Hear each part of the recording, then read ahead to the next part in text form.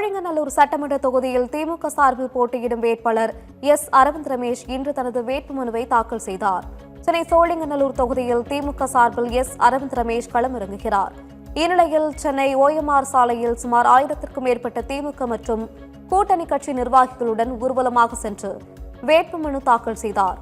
திமுக வேட்பாளர் வேட்புமனு தாக்கல் செய்யும் போது விசிக, காங்கிரஸ், தேமுதிக மாவட்ட செயலாளர்கள் உடனிருந்தனர்.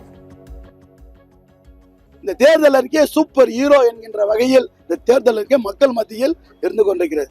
1000 கொடுத்தாரு, 2000 கொடுத்தாரு, 3000 கொடுத்தாரு, 5000 கொடுத்தாரு, இப்ப 8000 டோக்கன் கொடுக்க போறாரு.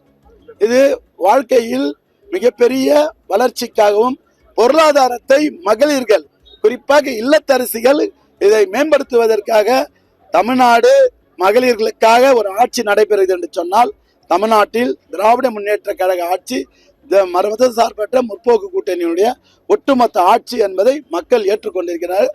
எங்கு சென்றாலும் மக்கள் மிகப்பெரிய வரவேற்பை தந்து கொண்டிருக்கிறார்கள்.